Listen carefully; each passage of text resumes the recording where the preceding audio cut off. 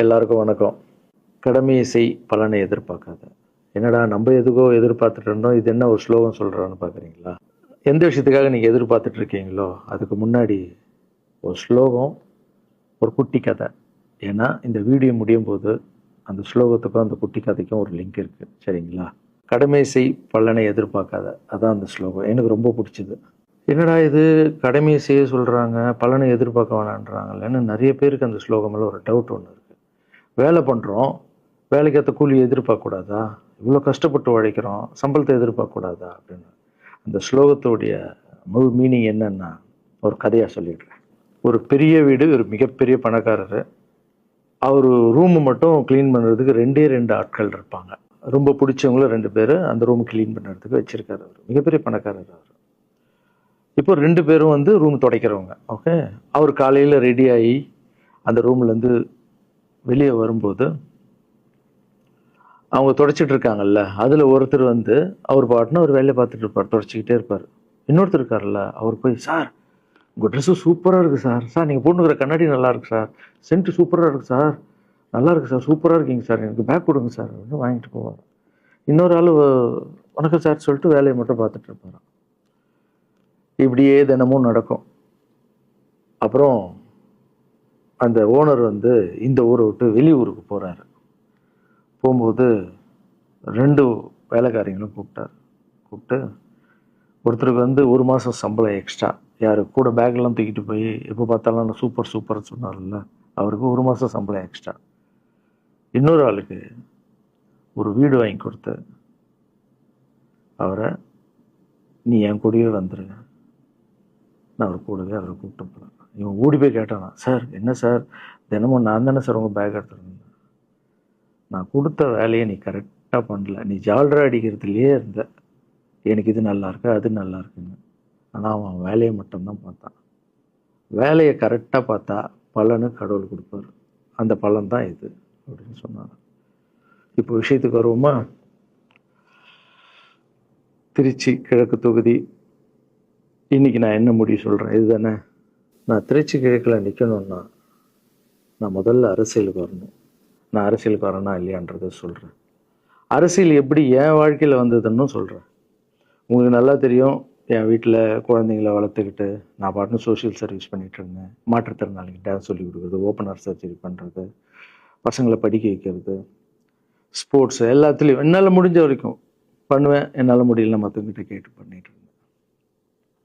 இந்த டைமில் தான் ஜல்லிக்கட்டுன்னு ஒன்று வருது. ஒரு சில விஷயம்லாம் ஃபாஸ்ட்டாக சொல்லிடுறேன், உங்களுக்கு தெரிஞ்ச விஷயந்தான். ஜல்லிக்கட்டுன்னு ஒன்று வருது, அதில் நான் போகிறேன், சாப்பாடு போகிறதுக்காக குழந்தைங்களுக்கு போகிறேன். அப்படி நான் அந்த ஜல்லிக்கட்டு நடந்து முடிஞ்ச விஷயம்லாம் உங்களுக்கு தெரியும். அப்புறம் என் மேலே ஒரு தலைவர் விமர்சனம். எதுக்கு தலைவர்னு சொல்லுவார், நம்ம அண்ணன் தான், சீமான் அண்ணன் ஒரு விமர்சனம் வைக்கிறாரு.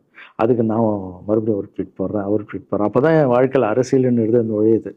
நம்ம சாப்பாடு போகிறதுக்கு போகணும், இது என்னடா இவ்வளோ பெருசாக இருக்குது, அந்த ஜல்லிக்கட்டு தான் எனக்கு அரசியலில் உள்ள நுழைஞ்சது, என்னடா இவ்வளோ பெருசாக இருக்குது அப்படின்னு. அப்படியே போச்சு. அதே தலைவர் தான், அதே சீமான் அண்ணன் தான் ரஜினி சார் அரசியலுக்கு வர்ற மாதிரி பேச்சு அடிபட்ட உடனே அவங்க சைட்லேருந்து பேசுகிறாங்க, தலைவரை பற்றி பேசுகிறாங்க. தலைவர் எனக்கு வந்து ஒரு குரு, என்னை வாழ வச்ச தெய்வம், ஒரு அப்பா மாதிரி, ஒரு அண்ணன், அப்பா எல்லாமே சொல்லலாம். ஸோ அவரை பற்றி அதிகமாக பேச ஒரு முறையும் சூப்பர் ஸ்டாருக்கு ஃபோன் போடுவேன். அண்ணா ரொம்ப ஓவராக பேசுகிறாங்க, டெப்பா கம்முன்னு இருக்கண்ணா, நீ சைலண்ட்டாக இரு. இப்படியே ஓரளவுக்கு தான் நம்மளால் பொறுக்க முடியும். அதுக்கப்புறம் ஆடியோ ரிலீஸ் ஃபங்க்ஷனில் என் மனசில் இருக்கிறதெல்லாம் உடச்சி சொன்னேன். அதை நீங்களும் பார்த்துருப்பீங்க, தெரியும். அதுக்கப்புறம் ஒரு ரஜினி சாருக்கு ஒரு ஃபங்க்ஷன் வந்தது. அந்த ஃபங்க்ஷன்லேயும் பேசினேன் இதை பற்றி. உங்களுக்கு தான் தெரியுமா அந்த வீடியோ, யார் ஓட்டப்பந்தயத்தில் ஜெயிக்கிறது, இப்போ கூட அந்த வீடியோ போயிட்டுருக்கு. அதை பேசணும், அது பாட்டு அப்படியே போயிட்டு இருந்தது. அதுக்கப்புறம் பார்த்தீங்கன்னா ரஜினி சார் அரசியலுக்கு வரேன்னு அனௌன்ஸ் பண்ணுறாரு. பண்ண நான் போய் தலைவரை பார்க்குறேன். என்ன வரீங்களா அண்ணா, நியூஸில் வருது. ஆமாக்கா நான் வரேன். இன்னும் பயங்கர சந்தோஷம். ஏன்னா வாழ்க்கையில் ஒளி ஏற்றி வச்சவர், அவர் அரசியலுக்கு வர்றாரு, அவருக்கு சப்போர்ட்டிவாக இருக்கணும் நம்ம. அப்புறம் எல்லாருக்கிட்டையும் போய் நம்ம கேட்டுட்டு இருக்கோம், தலைவர் வந்துட்டாருன்னா எல்லாமே குழந்தைங்களுக்கு இன்னும் நிறைய பண்ணலாம் அப்படின்னு. என்ன நானும் வரேன்னு அப்படின்னா ரொம்ப சந்தோஷம் அப்படின்னு ஸ்ட்ரெயிட்டாக கிளம்பி நான் ட்ரஸ்ட்டுக்கு வரேன். என்னுடைய ட்ரஸ்ட்டு, என்னுடைய ஃபேன்ஸு எல்லாரையும் கூப்பிட்டு என்னுடைய வெல்விஷர்ஸ் எல்லாரையும் கூப்பிட்டு உட்கார வச்சு தலைவர் அரசியலுக்கு வராரு. புரியுதுங்களா? எனக்கு வந்து எழுத படிக்க தெரியாது, அதான் ஒரு ட்வீட் பண்ணணும், இதெல்லாம் ரெடி பண்ணுங்கன்னு தமிழில் சொல்லிவிட்டு அவங்க ரெடி பண்ணிட்டு இருக்க ஒரு டீம்.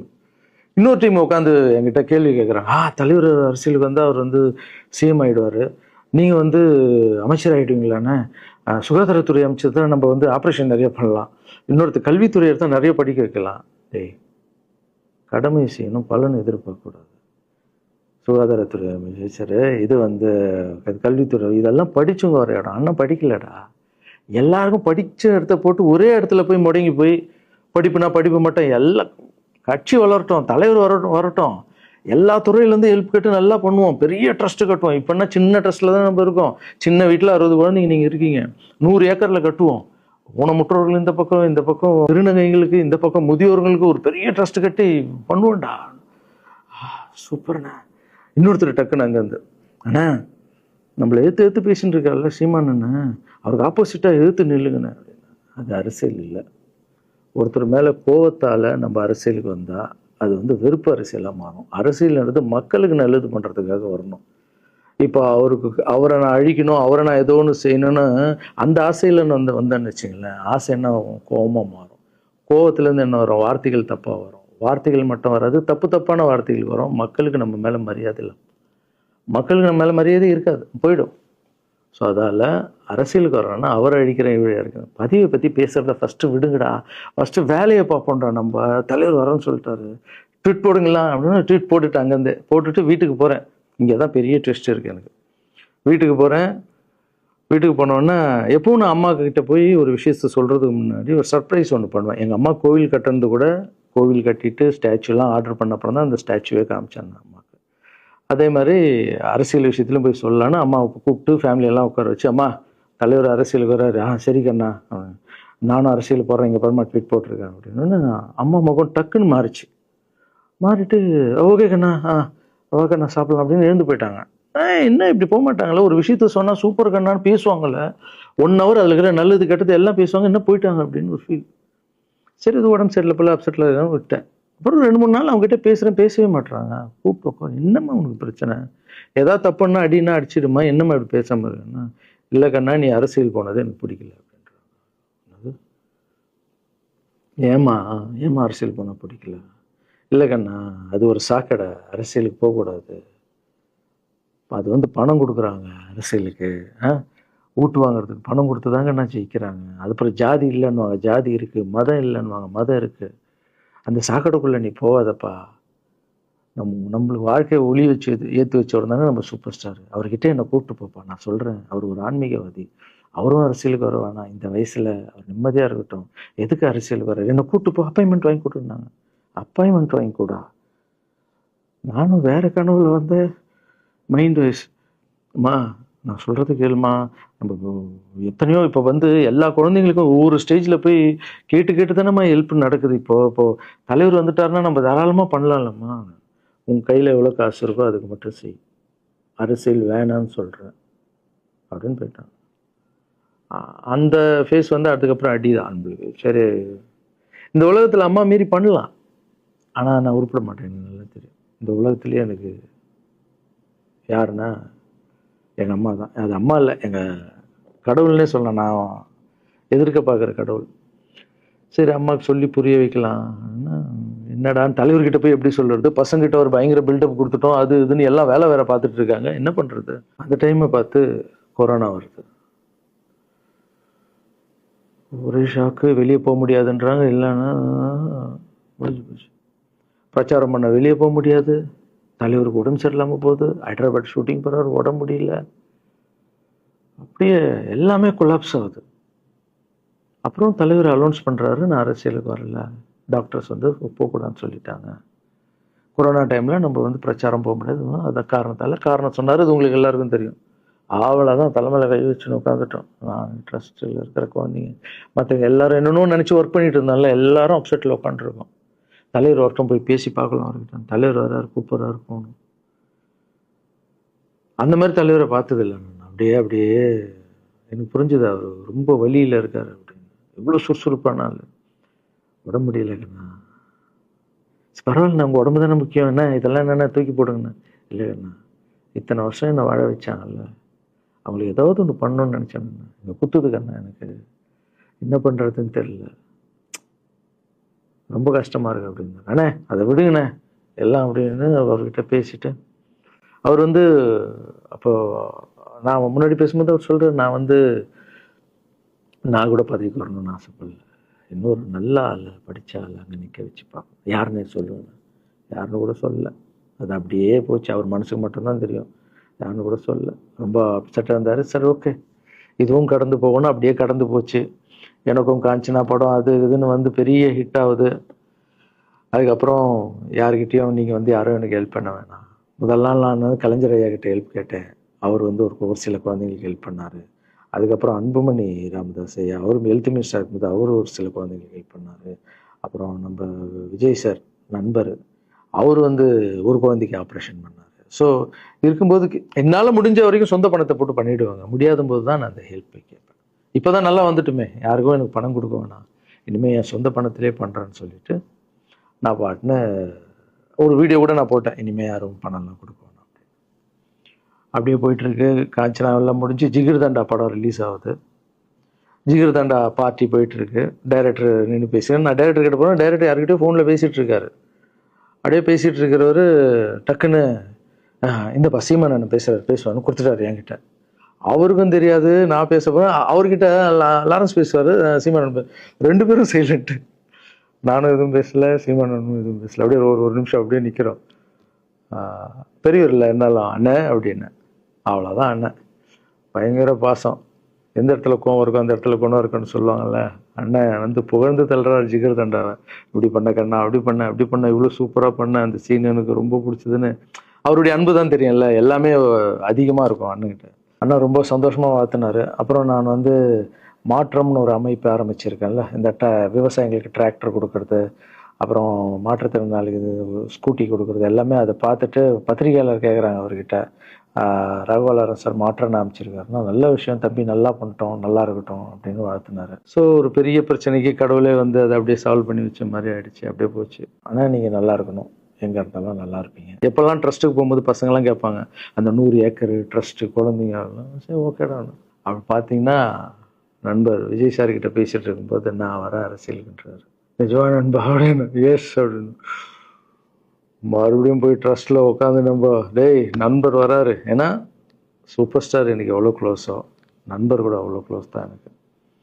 ஏன்னா மேகமாய் போகிறேன்ற சாங்லேருந்து நான் அவருக்கு டான்ஸ் மாஸ்டராக பண்ண ஆரம்பித்தேன். அதுக்கப்புறம் நிறைய சாங் பண்ணேன், சரக்கு வச்சுருக்கேன். அப்போ உங்களுக்கு தெரியும், அந்த தாம் தக்க தீம் தக்க, அவருக்கு மட்டும் நான் ஸ்பெஷலாக பண்ணி கொடுத்துட்டு போவேன். தமிழ் வேறு யாருக்கும் பண்ண மாட்டேன். அவர் கூப்பிட்டா வருவேன், தலைவர் கூப்பிட்டா வருவேன், சாங் பண்ணிட்டு போவேன். அவர் வரணும் போது எஸ், ஏன்னா அவர் ஒரு முடிவு எடுக்க மாட்டார், எடுத்தாருன்னா அவர் நல்ல உழைப்பார், நல்ல உழைப்பாளி, பண்ணுவார் அப்படின்னு நினச்சி மறுபடியும் போய் ட்ரஸ்ட் ஆளுங்கெல்லாம் பேசுறதுக்கு முன்னாடி, ஐயோ அம்மா இருக்காங்களே பிடிக்காத, ஃபஸ்ட்டு அங்கே கரெக்ட் பண்ணணும்ல. அங்கே போனேன். அம்மா நண்பர் அரசியலுக்கு வராருமா, என்னம்மா அப்போ தான் ஓகே, இப்போ எல்லாம் மாறி இருக்கு, போகலாமா, நீ ஃபஸ்ட்டு அவர்கிட்ட ஒரு அப்பாயின்மெண்ட் வாங்க, நான் உன்னை கூப்பிட்டு போகிறேன் அப்படின்னா. கூப்பிட்டு போய் இந்தப்பா என் பிள்ளைய ஒப்படைக்கிறேன் பார்த்துக்கப்பான்னு சொல்லுன்னு பார்த்தா, என்னம்மா பேச போகிறேன்னு கேட்டேன். நீ அரசியலுக்கு வராத தம்பி, இது ஒரு சாக்கடை, நீ அரசியலுக்கு வராத, நீ ரொம்ப சைலண்டான ஆள், உனக்கு இதெல்லாம் செட் ஆகாது, பணம் கொடுத்தா தான் ஜெயிக்க முடியும், ஜாதி இருக்குது, மதம் இருக்குது, இதெல்லாம் தாண்டி வருது கஷ்டம்னு நான் அவர்கிட்ட சொல்கிறேன்ப்பா அப்படின்னு. நான் அப்படியே மா புரிஞ்சுக்குமாண்ணா, டேய் மீன் குழம்பு வச்சுருக்கேன் சாப்பிட்றேன், அதே மீன் குழம்பு.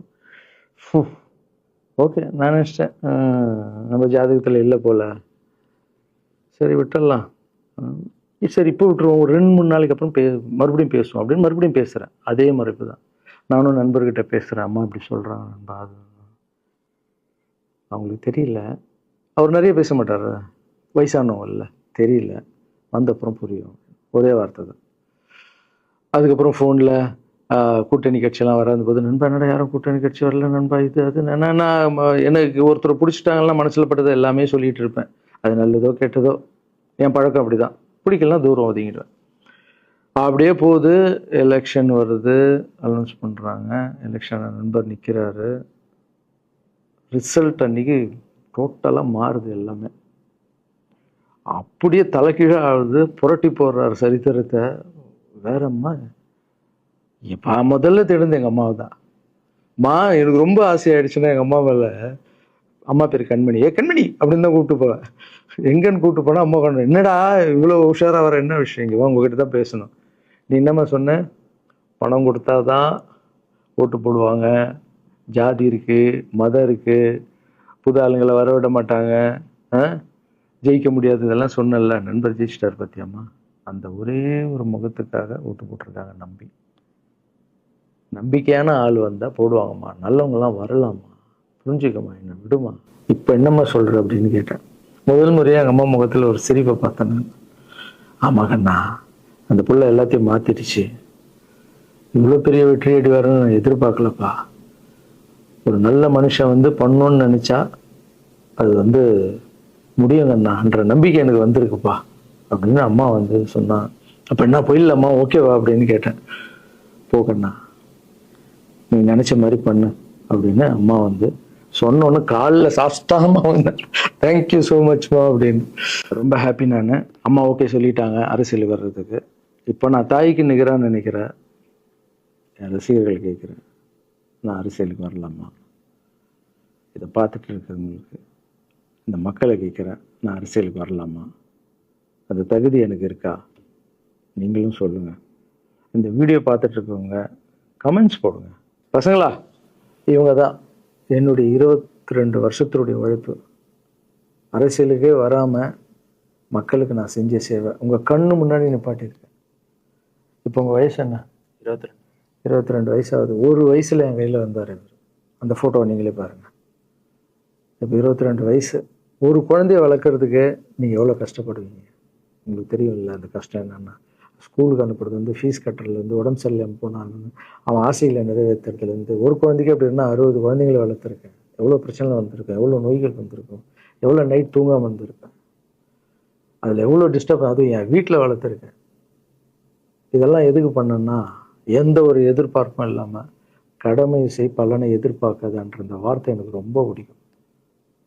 அதுக்காக செஞ்சுருக்கேன், என் மக்களுக்காக செஞ்சுருக்கேன். ஏன்னா மக்கள் தான் என் படத்தை பார்க்குறாங்க. மக்களால் தான் நான் கார் வாங்குறேன், வீடு வாங்குறேன், சந்தோஷமாக இருக்கேன். அவங்களுக்கு இந்த சொசைட்டிக்கு நான் ஏதாவது பண்ணணும். அரசியலுக்கு வர்றதுக்கு முன்னாடியே பண்ண விஷயங்கள் பார்த்தீங்கல்ல. 22 வருஷம் உழைச்சிருக்கேன். ஒரு கதை ஒன்று சொன்னல, 2 வேலைக்காரங்க இருந்தாங்கன்னு. சின்சியராக யாருக்கும் ஜாலர் அடிக்காமல் எதுவும் பண்ணாமல் என் தொழிலுக்கு தர்மமாக, என் மக்களுக்கு தர்மமாக என்ன பண்ணணுமோ 22 வருஷம் உழைச்சி உங்கள் கண்ணு முன்னாடி நிப்பாட்டிட்டேன். அந்த ஓனர் ஒரு பலன் கொடுத்தார்ல, அந்த ஓனர் யார் தெரியுமா? கடவுள். அந்த கடவுளுக்கு தெரியும் எனக்கு என்ன பலன் கொடுக்கணும்.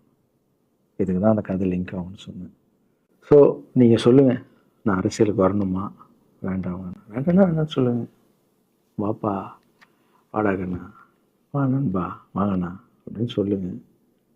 என் முடிவை நான் உங்களுக்கு சொல்கிறேன். உங்கள் முடிவுக்காக காத்திருக்கேன்.